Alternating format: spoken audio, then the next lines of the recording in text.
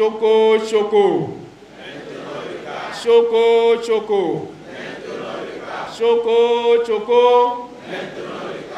Maintenant le cap. Maintenant le cap. Dans le département du Plateau, l'Union progressiste Le Renouveau affine sa stratégie politique en prélude aux élections générales de 2026. Ce samedi 27 septembre 2025, la supervision départementale du parti a tenu la 4e édition de l'initiative Kokumolu, une innovation née en 2020 et qui s'impose désormais comme un outil incontournable de mobilisation et de réflexion politique. Kokumolu, c'est une initiative qui a été créée par nos 2 patriarches. Je veux nommer Kolaole Idji et Louis Gbarou Vlavonou.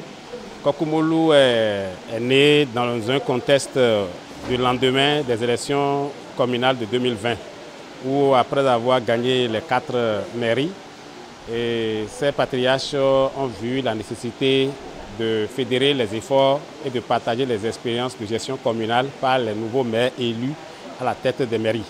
Kokumolu, c'est également le partage d'expériences entre les cadres à divers niveaux, au niveau du département, et les élus afin qu'il y ait un brassage. Et la finalité, c'est l'enracinement du parti dans nos 5 communes.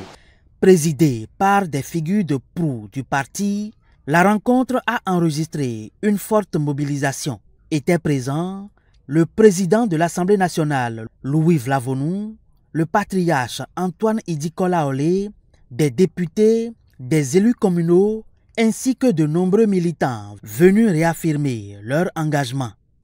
Aujourd'hui, votre présence est le plus beau témoignage de la fidélité et de la détermination pour notre parti Union progressiste Le Renouveau. Kokumolu 4 n'est pas une rencontre comme les autres, c'est une étape décisive. Ici, à Sakété, autour de cette réflexion, nous devons bâtir des stratégies partagées, distinctes, ambitieuses et aborder sereinement les élections de 2026. La cohésion n'est pas un slogan, mais une exigence. Sans elle, nous risquons de fragmenter nos forces et de compromettre notre avenir politique. Avec elle, nous pouvons garantir une victoire électorale éclatante en 2026 et contribuer significativement au bond en avant du Bénin. Le plateau a vocation à jouer un rôle de locomotive. Cela ne se réalisera que si nous sommes unis. Et c'est à ce prix uniquement que nous réussirons à hisser notre département dans le concert des autres en perspective de ce rendez-vous historique qui ne doit laisser personne indifférent. C'est maintenant qu'on doit taire les divergences s'il y a divergence. C'est maintenant qu'on doit taire les querelles s'il y a querelles. C'est maintenant qu'on doit s'unir davantage et construire autour d'eux.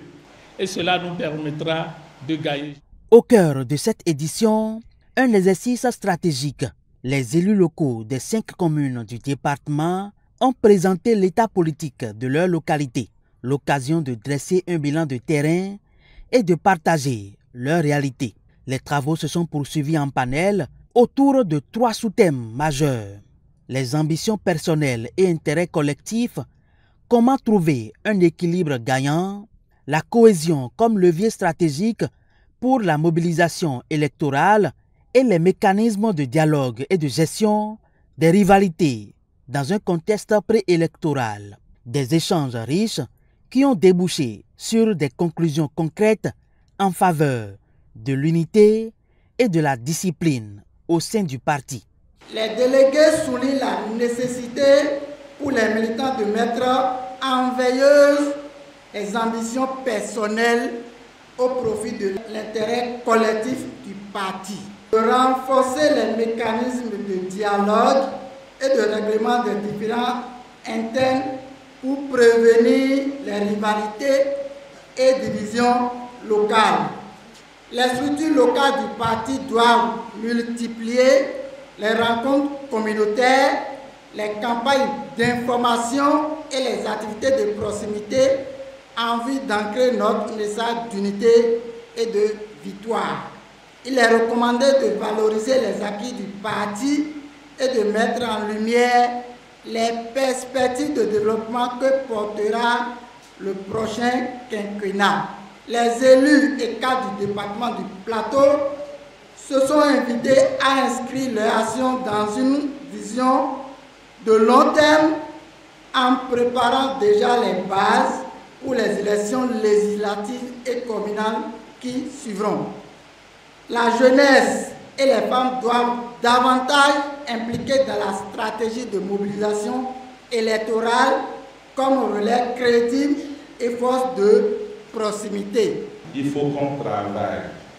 Pour qu'on travaille, il faut que ce que vous venez de retenir dans Kokumolo 4 soit mis en application virgule par virgule. Les responsables et militants de l'UPR du Plateau ont réaffirmé leur fidélité et leur soutien sans faille au duo Wada Italata, désigné pour porter les couleurs du parti à la présidentielle de 2026.